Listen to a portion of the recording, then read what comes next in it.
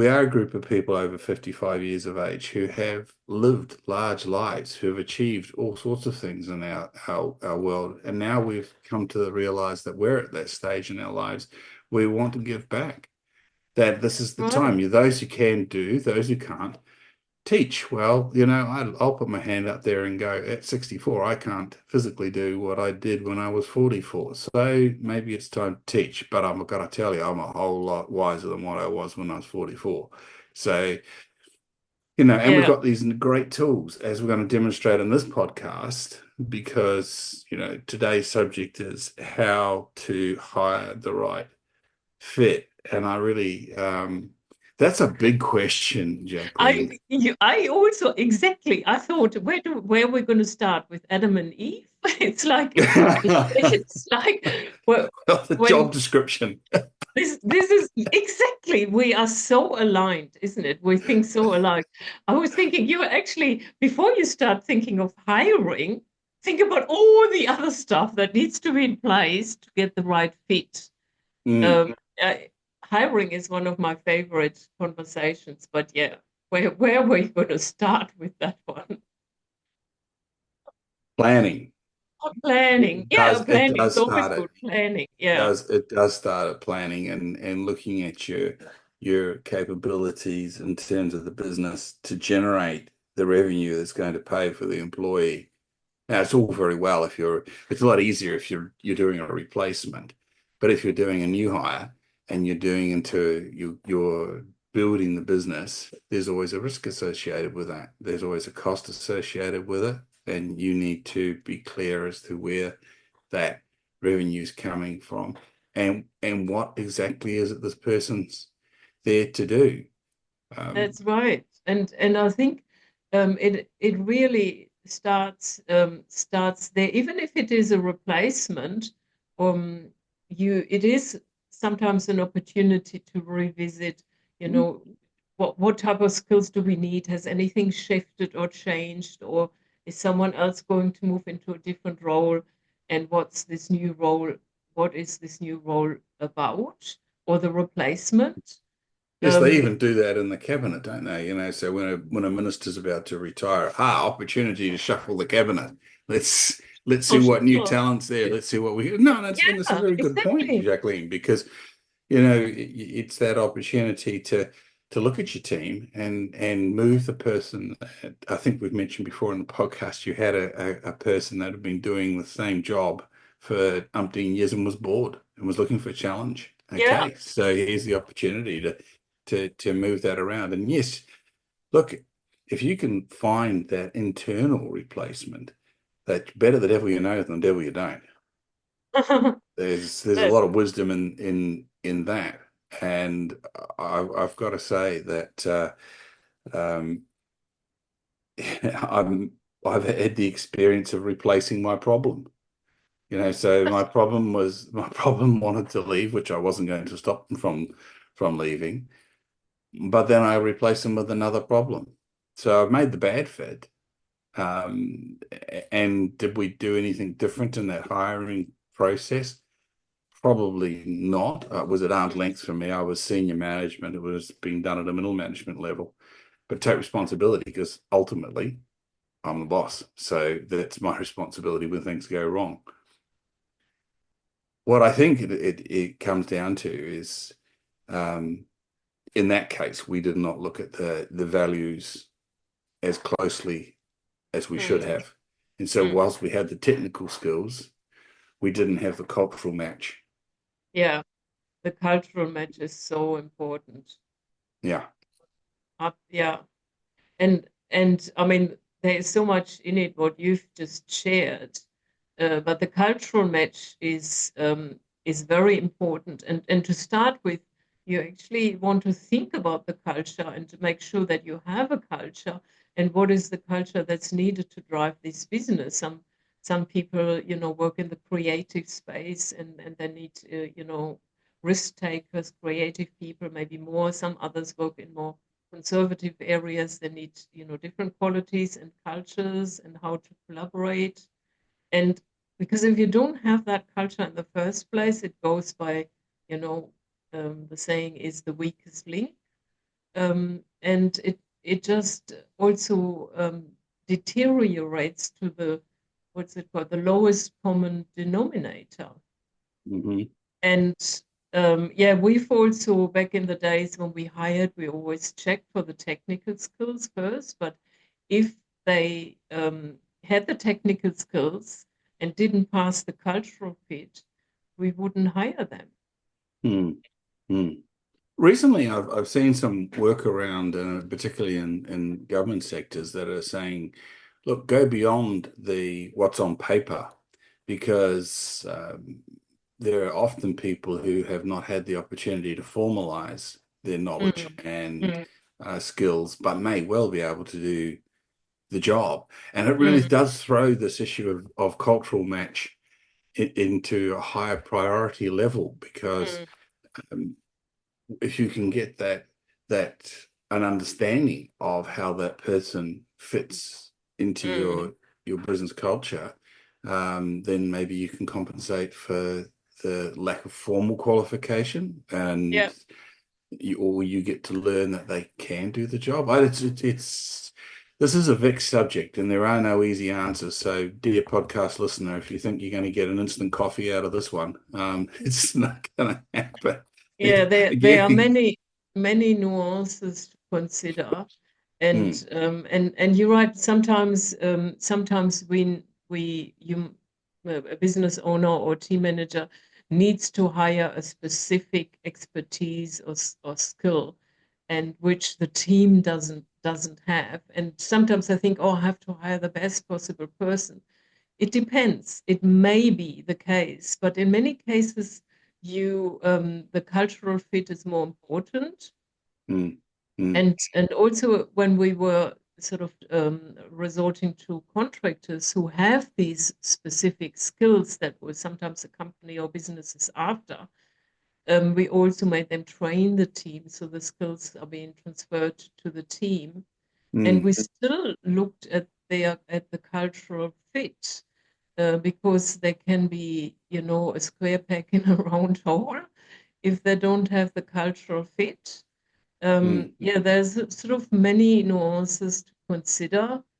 And I know we also had, I mean, in this type of environment, we had sometimes people who were super smart, where I thought, oh, can someone be so smart? And you wished you could hire them because they were so intelligent, they were so smart, they could do so much, but they, maybe in those cases didn't have the team culture, the team focus, and they were very focused on themselves. And they even said it, if they have to work with someone who is not on par with their skill, it's going to make them very impatient and they can't do it. And the thing is, that's not actually wrong, but it's not place, it wasn't the place for us. Sometimes you need that, but we had to But let them I would go. argue I would argue very rarely. I would say that is a problem. When you do the rock star hire. So this person is this, that, and the other thing. Yeah, I Almost mean, invariably, the rock star hire will let you down, because they won't. They either won't stay because they'll go, oh well, you told me it's this and it's that, and their and opinion's the only one that matters. So it wouldn't matter what you said at that point in time. They're off. yeah, Or they'll take the next best thing that comes along. And I know this is an issue nowadays, where people have gone and they will change their job every 12 months or 24 months. They seem to be permanently looking for the next rung on the ladder, mm, and that's not necessarily a bad thing. But if you're trying to develop a 3-year project, then it's a bit of a problem when people keep bugging in and bugging out. It's yeah, yeah, and um, yeah, if that particular skill set comes with a big ego, it doesn't work. But sometimes also you need a certain skill, and you need a certain level of experience. And if that's not met in general, mm. then it will drag down the rest of the They don't team. have they literally don't have the skills. Interesting. I was aware of a Brisbane business here who's been using the being profile for a number of years. And in the being profile, there is this feature where you can actually profile the people in the group and Mm, then the applicants, and then swap them in and out and mm. see which one of the applicants is going to be the best cultural fit. Oh And yeah, yeah, what's happened here is because we now have a shortage of talent here in Australia. It's a worldwide thing. We're looking for talent, particularly technical skills and all the rest of it. They were recently looking for someone with a set of technical skills, and they could find that, but they had difficulty finding the person with the technical skills that had the cultural and soft skills. But what they found was by being able to look at where that individual was who had the technical skills in terms of culture and leadership effectiveness and their ability in context of the being framework, um, they were able to say, look, okay, we know this person's not an ideal match, but the ideal doesn't exist. yeah. So, so therefore, this is the best person, but at least we know what to expect. Right. We And we can yeah, we understand that this person has a dodgy relationship with authenticity, or is not got a healthy relationship with vulnerability. So we're going to help them do that. And looking at the team, we know we have the right people to help them. We can make them yeah, safe yeah. in those circumstances and help them grow into our culture and our understanding. And I think that's brilliant. I mean, what an I amazing think tool. that's awesome. It's a really great example because nobody is ever perfect, and you want to understand what you're dealing with. And if the person is teachable or coachable, Hmm. that's half the progress. And they need to be open to be coachable, and that's huge. And then they, will be trained and molded into the team. And yeah, and the thing is also, it just also reminds me that people can, or in general, people sometimes think, oh, they're not right, then let's get rid of them. Sorry for this terminology. Let's fire them. They're not the right person, and there's not enough effort put into them to actually help them, because many of them maybe would be suitable with enough effort. But then at the same time, people who are absolutely not performing and who maybe have a very negative behavior can be in a company or a team for a very long time, and nobody wants to address it. So there's this sort of distorted, not perception, but behavior. I don't want to really, manage someone who is absolutely not right for the role. At the same time, let's get rid of some people, but with some input, they could become a really good team member. And Well, I think, having that discernment. yeah, and this is why sounds like a sales pitch for the being profile. And I guess it is a way, no, because reality is understanding that this profile measures 31 ways of being that are directly related to leadership, effectiveness, and performance. Mm, Clearly, that's a benefit to any business to yes. understand Yeah. and Yeah. to actually build upon. And also, the point you're making is that if you are the CEO and you are prepared to be vulnerable enough to expose yourself via the being profiles process to learning about your strengths and your weaknesses, and then you and be coachable, then you're the person that's going to be able to develop that talent, to be able to take on that challenge of saying, hey, we're not getting the best out of you, Jacqueline. Where are we going wrong? How can we have a conversation about that? Perhaps we get John in to do the being profile with you and work through that and understand who you are and what you want. And this isn't in my I use the word alignment here, where you get your employees coming to work for what they want to achieve out of their lives. And there's an alignment between them achieving that and you achieving your business Mm, goals. mm. You're all literally coming to work together to achieve what it is that you want out of life. it helps sometimes to have a common vision, but that doesn't necessarily have to be the case. You could have one vision, I have another, but the success of the business or the success of this podcast together helps us both get to where we Yeah. want to be. So therefore, we've got each other's back. And that is so important. It is not just about hiring someone and then they find their way. It's about really creating a partnership between the person, the employee, and the manager or the CEO. And it is a process, and it's an ongoing process. But it is so worth it. Um, being being with the employee and understanding them and creating this alignment, because this really creates a very sort of sound and trusting relationship. Um, and Yes. often that's not really, it's, I think the impact and the importance of that is not seen. When people see how important it is and how much um, beneficial it is for business, and how much more productive someone is who is happy Three and and a half knows they're times. understood. It is, yeah, it's incredible. But Mm. sometimes we also get this. I also sometimes have this where I think, oh my God, I have to do all these things, all these tasks. And now, I'm going to spend time on relationship building. And sometimes people say, I don't have the time for it.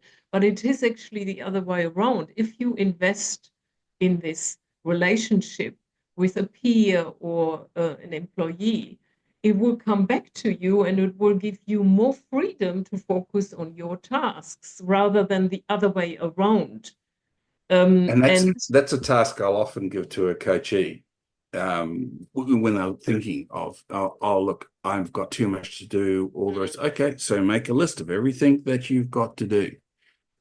Okay, that you do in your day or do in your week. Now, take out from them all the things that go identify that only you can do, that you are the only human that can do this. And then take out those that somebody else could do if they had a little bit of training. And you'll find that normally it's about 2/3 of the work at least, can be as much as 90%, can be done by somebody else. Okay, now you know why you're hiring somebody else. yeah, Now you yeah, know what, and you know exactly what you want them to do. You can work out the technical skills from there. Then you can check your cultural fit, and you are free to do. And I like making this point. You are changing who you are being. It's a very, I'd say, rudimentary way of looking at it, but you've gone from being a doer to being a leader. mm, So your job is not to actually do the work. Your job is to lead to ensure that the work is done and done correctly. yeah, yeah, yeah. That's If you're beautifully buried, said. if you're trying to lead a business and you're buried in the work, you're down in the trees, my friend. You need to be in the helicopter. That's right. That's right. And there's only so much you can do in a day. Oh, And then people, we get the feeling of, oh, I'm drowning in all my tasks. I can't get anything done. You have to actually really pull yourself out of it, like a corkscrew is pulling out the cork of a bottle. You have to pull yourself out of it and kind of get to this helicopter view and work on the being that and the that's relationships. and that corkscrew analogy is really true because like my dog got a tick the other day, right? Okay. And when you get hold of a tick and it's digging in, right? And we tend to be like that with what we do. Oh, I'm the only one who'll get it right, or this is my perfect thing, or oh, look, every time I get a letter to check, I've always got to change it. Well, here's the rules, right? If if you give a letter to somebody, they're going to change it. There's going to be something they're going to find it, unless they have the wisdom to say, okay, I might not have said it that way, but is there anything really wrong with that way of doing it? If there's nothing wrong with it, it's just different, then let it be. Get your claws out of it. So you need a corkscrew, get it in there and Some things they need to be pulled out of us like this. I don't know that I thought about the corkscrew. But it is like this. Virtually also I have to work with my clients, like pulling them out. yeah, yank them out of the front line, dudes. And Yeah. and the thing is, I mean, I had this experience which when I worked for my on my favorite program, very, very challenging global program. But I had a team of project managers behind me I could rely upon. I Mm-hmm. knew who they were. They were managing their projects. They were communicating. There was transparency. I said no manager wants surprises, so just don't let me know straight up front if something is not working, or Mm. maybe in the future you're seeing a risk. And the thing is, when you have this in place, and that's easier said than done, that took a while to get the people and to get the communication and hire the right feeds and all of this. But when that is in place, I could freely travel and I knew my team would do their job. Like I Mm. wasn't, suffering from anxiety and stress. Oh my God, I'm not there. What's going to Yeah, so happen? there was no need to micromanage them in any way, No. shape, or form. And I could trust them to Mm. pass on the information in a timely manner when I needed it, and I could trust that we would find a solution. And being that as a leader, that's being, that's not doing. That's what you No, refer to yeah. as being. Mm. And the world around you changes. Does it mean there are no challenges? No. You just have your mind free to work on other challenges. Well, it does mean is there's opportunities. Yeah. There's great opportunities. So now you're feeding the machine. And that's the benefit of you're literally, because you're looking, it wouldn't matter whether you're a salesperson or not, you're leading Yeah. the more business you can get in. You've worked that out, that you take inputs A, B, C, you add D and E through the skills and knowledge you have in your business, right? And you put out F and G with a substantial margin over your cost of goods. Yeah. That's a That's machine. that's a machine. And Right. that's how you Well, do it. You know, yeah, and the better your yeah, staff, yeah. the better that opportunity. And the more trust you have, the more you know that you're all on the same Hmm. page. And these are all little bits that matter. And you may not get it right in your first hire. It may not be perfect, but find the courage to write out that position description based on what it is Yeah. that you want to shed off to a sidekick and then And get on with that. and Yeah. then nurture the relationship. Uh, you Mm. know, um, how to hire the right fit. I mean, that's step number one, or maybe number three and five, until you have everything in place and you hire the right fit. And then you need to nurture them. You need to establish, create, and maintain this relationship Mm. with them. Because if you just hire the right fit and you get the best possible person, but they're just left on their own devices, I mean, I'm exaggerating, but it does sometimes happen that people then think, oh, right, okay, they will find their way around. Well, Um, that's another thing that I encourage clients to do. If they have got a high performing team, if they've got a group of people that are actually working well together and being very effective at what they're being asked to do, then I encourage clients to profile them because that's what mm. you're looking for. Then you can profile candidates and go, okay, well, this is We exactly have a what I'm looking template for. here. We have a We have a template. template. And And and we know that this person, like I remember hiring a VA in the Philippines using the Bing profile. And we knew that the person we hired was going to be high energy and be able to make the phone calls, was going to be resilient enough to do the work that we wanted them to do, but was also prone to bending the rules, and probably we needed to keep an eye on the authenticity of the information we were getting back. But you go into that relationship knowing that, and you can tell when Yeah. you know it. You go Yeah. through, give them the profile and say, this is what this means, this is what this means, this is what this means. Let's work together.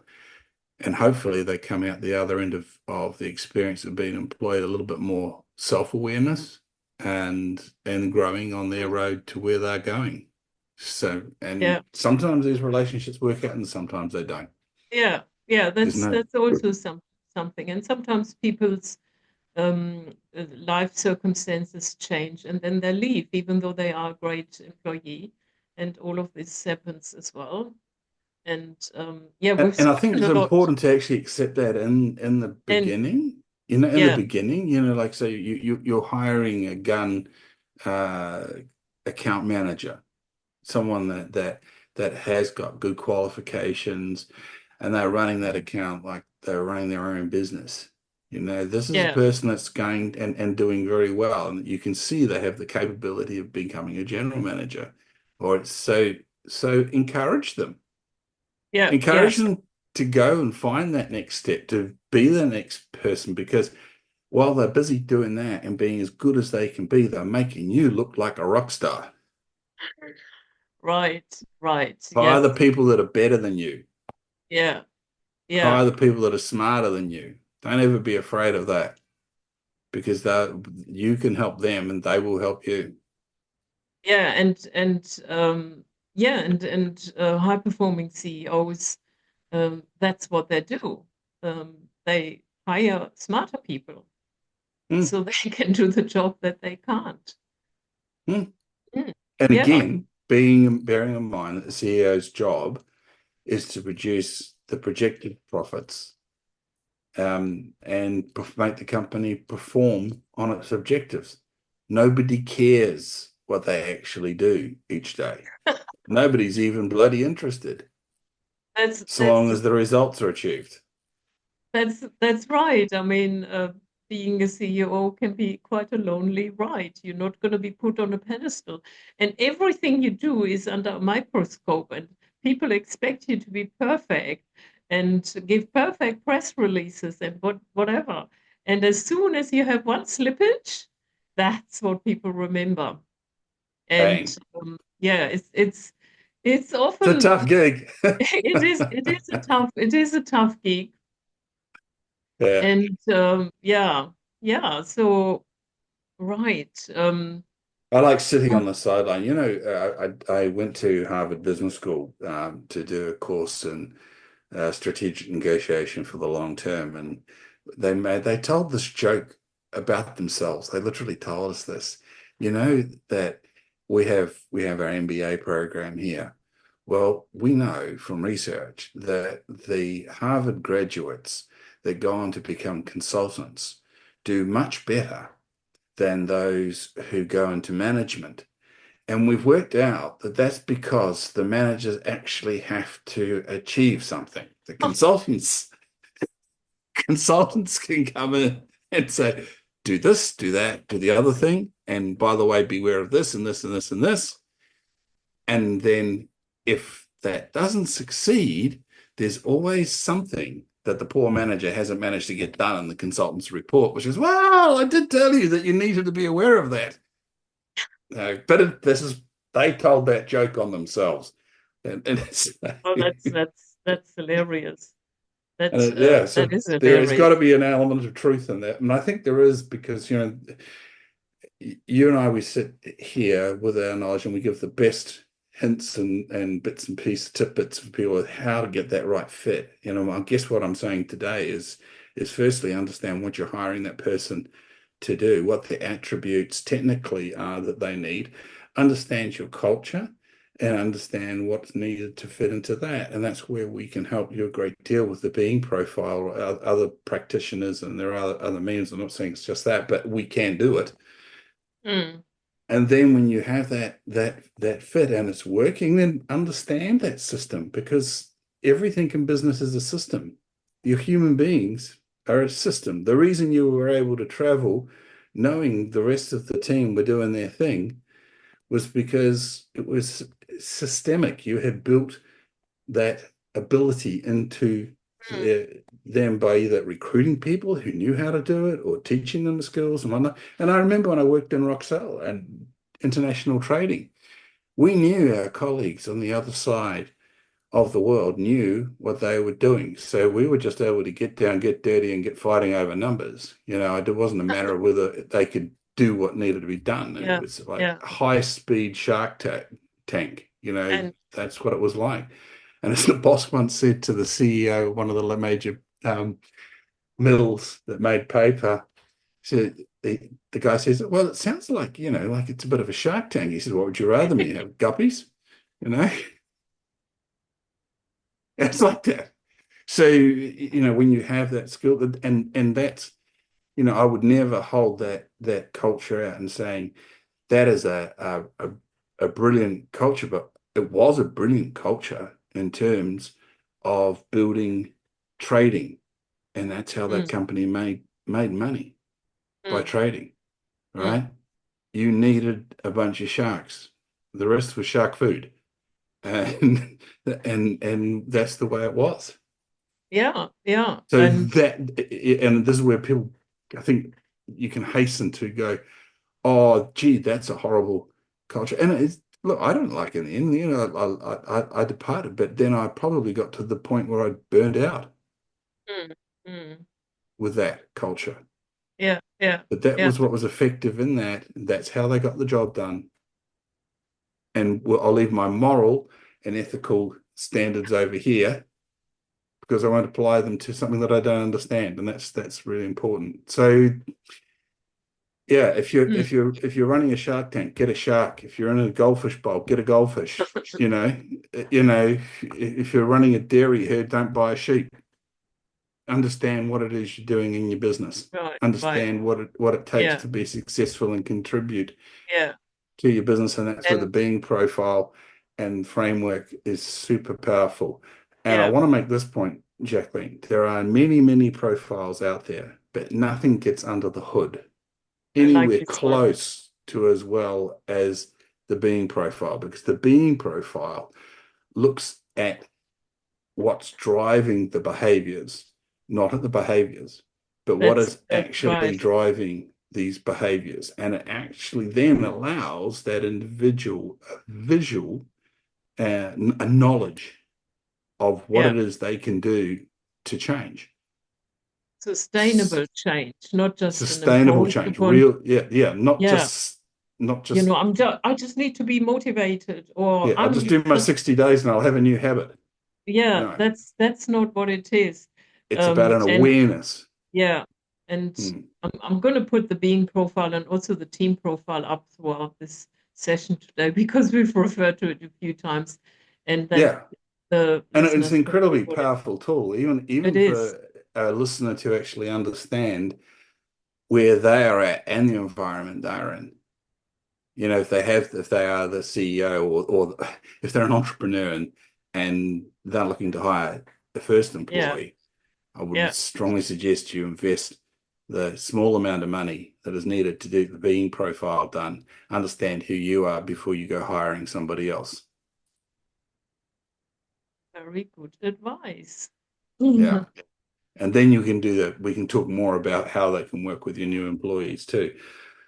There it is. First know thyself, and then what it is that you need to have people come in and be with you. Um, and that's how you get the right fit. No Yeah. knowledge. I suppose it also, again, is this the other thing again, Jacqueline, doesn't it? It comes down to doing the work. It comes down to doing the work. If you do the That, work, that, that's you'll right. make it There right. is no magic bullet. There's no silver bullet. No magical key. Mm, But if you understand what it is about, then that is your magical key. But it still requires you to do the work. yep. Yeah. Well, Yep, I it think does. that's got us I to don't think the. we can add to that. Get a No, we hold of can't. us. Let's do the bean profile and let's talk. And by the way, it doesn't matter whether you're in Australia, or it doesn't matter whether you're in the US. You got some timing issues in the UK, but we can work that out. We've actually got practitioners in the UK. The beam profile is in use right across the Americas and through the Middle East and through Asia and into to Europe. It's in two languages, three languages. So English, Persian, and now Spanish, Mm. and it's growing. So wherever you are on the planet, we can put you in We touch with a can, practitioner that can help you, and in a language hopefully that is will work. Um, so yeah, Bangerman, I think we've said everything we can today, Jack. yeah, we'll see you next time. Cheers. Bye. Bye.